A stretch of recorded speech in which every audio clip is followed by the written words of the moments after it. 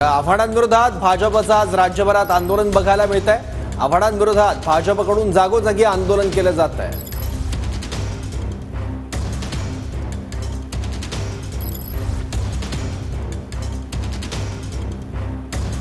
याबद्दल आणखी माहिती आपण घेऊयात। आंदोलन सुरू आहे नागपूर आणि ठाण्यामध्ये। नागपुरातून आपले प्रतिनिधी गजानन उमाटे आपल्या सोबत आहेत, तर दुसरीकडून ठाण्यातून सुद्धा आपले प्रतिनिधी आता आपल्या सोबत आहेत। गणेश, सगळ्यात आधी आपण नागपुरात जाऊयात गजाननकडे। गजानन, नक्कीच नागपुरातील संविधान चौकामध्ये भारतीय जनता पार्टीचं हे आंदोलन जे आहे ते या ठिकाणी सुरू झालेलं आहे। हे दृश्य आपण बघू शकतो। काल जितेंद्र आव्हाड यांनी आपल्या आंदोलनादरम्यान भारतरत्न बाबासाहेब आंबेडकर यांचा फोटो काढला। त्या निषेधार्थ भाजपचं हे आंदोलन या ठिकाणी आपण बघू शकतो।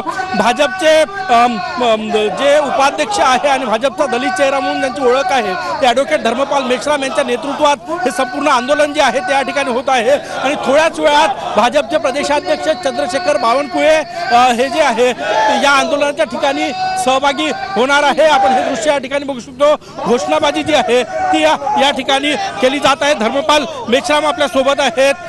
धर्मपालजी, कशासाठी जितेंद्र आव्हाड यांनी ज्या पद्धतीचं कृत्य काल महाडच्या चौदार तळ्याच्या ठिकाणी केलं आणि परमपूज्य बाबासाहेब डॉक्टर आंबेडकरांचा पोस्टर फाडण्याचा प्रयत्न केला, अशा पवाराच्या अनवरस औलादीचा आव्हाडाचा निषेध करण्यासाठी भारतीय जनता पक्षाच्या वतीनं आज या ठिकाणी आमचे प्रदेशाध्यक्ष बावनकुळे साहेबांच्या नेतृत्वात या ठिकाणी आंदोलन आम्ही उभारलेलं आहे। जोपर्यंत हरामखोर जागेवर येऊन माफी मागणार नाही, जोपर्यंत शरद पवार या सगळ्या गोष्टींचं स्पष्टीकरण देणार नाही, तोपर्यंत भारतीय जनता पक्षाचा लढा बावनकुळे साहेबांच्या आणि देवेंद्रजी फडणवीस साहेबांच्या नेतृत्वात अविरत सुरू राहील। अशा नालायक माणसाला आम्ही आंबेडकरी समुदाय, भाजपाचा सामान्यातला सामान्य प्रत्येक कार्यकर्ता त्याला त्याची जागा दाखवेल। महाडच्या चौदार तळ्याचा संघर्ष त्याच्या राजकीय बापाला विचारला पाहिजे, कोणी कोणाविरुद्ध लढला होता। ही लढाई दलितांची मराठ्यांच्या विरुद्ध होती, ही लढाई दलितांची ब्राह्मणांच्या विरुद्ध होती, ही लढाई ब्राह्मणांतरांच्या विरुद्ध होती की नेमकी कोणाविरुद्ध होती? ही लढाई समतेची, समानतेसाठी, पाण्यासाठीची, मानव कल्याणासाठीची बाबासाहेबांनी पुकारलेलं युद्ध होतं। त्या हरामखोराला त्याची कल्पना नाही।